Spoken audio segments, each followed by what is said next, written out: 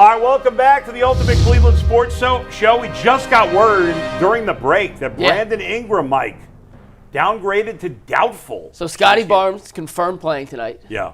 Ingram was questionable as of 5 minutes ago. As of 3 minutes ago, has been downgraded to doubtful with the heel injury. Yeah. It's something he suffered at the end of the regular season. It's got to be terrible for him to not be able to play through it. Yeah, it's got. I mean, he came out early, played 11 minutes in Game 5, sat out the rest of the game.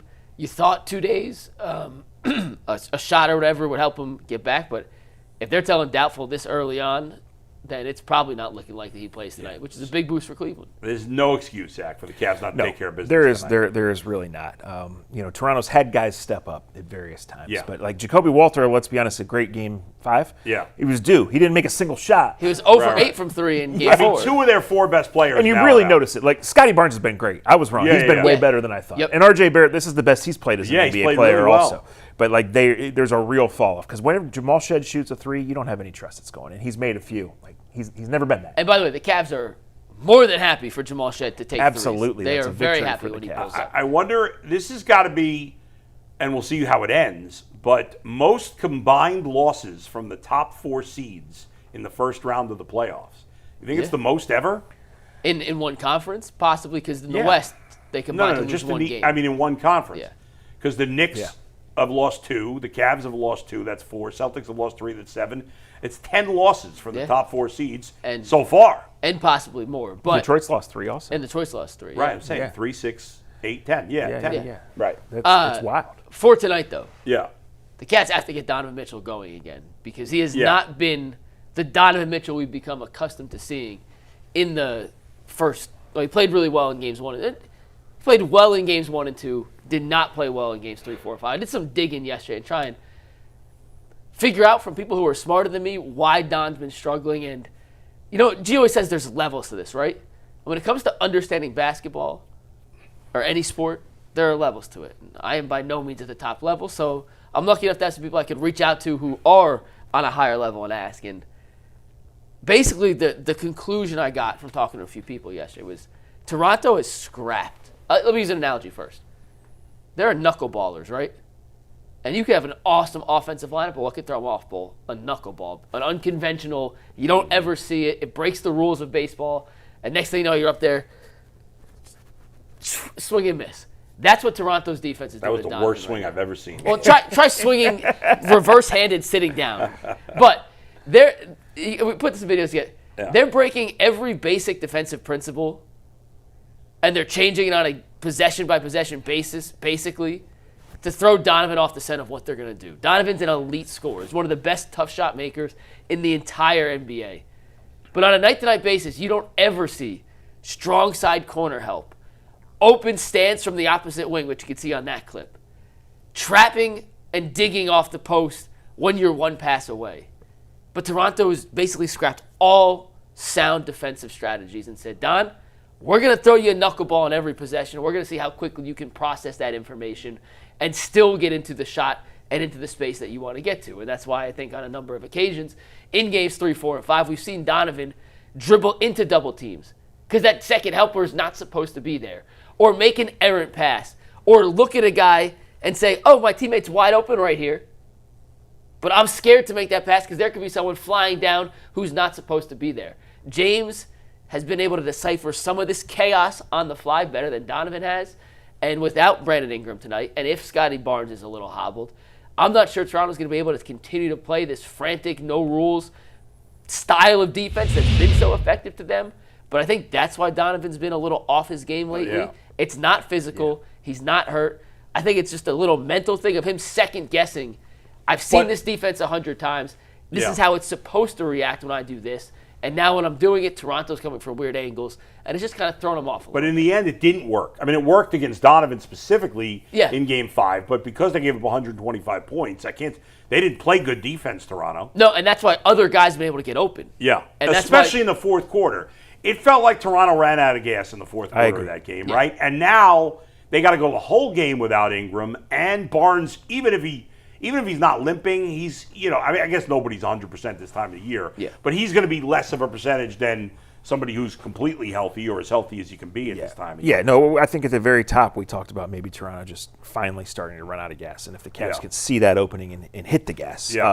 From the defensive standpoint, Mike, I credit Toronto for that because Donovan's not only an incredible scorer, he has such incredible feel. Right? Like, what does he do well? He reads the defense. He makes bad passes. He dribbles into traffic sometimes, but rarely twice in a row. He's doing it 4 times a quarter here in this series. So we spent a lot of time talking about which guy off the bench can be the most consistent. Which guy can be the guy that steps up tonight? And that's a great discussion, and it all matters. But to me, it's Donovan Mitchell. And it's not just tonight. He's got to play better. It's Donovan Mitchell has to be better, and then everybody else follows. And this season has been a microcosm of a bigger trend of Donovan's career.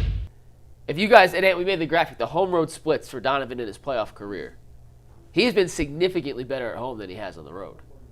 As a Cav, he has 2 wins on the road in the playoffs against teams that are above 500. You can see the numbers here. So he averages almost out Miami. Yeah, he averaged almost 31 points at home in the playoffs in Cleveland, 16 games.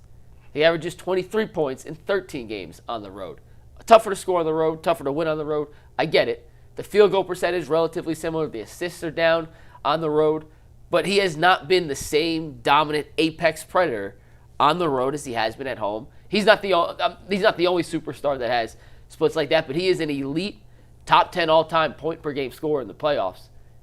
He's as good as he's been at home, and that number's a little inflated by that 50 burger he had last year, which was on the road, by the way, which makes that 23 right, makes it even stronger.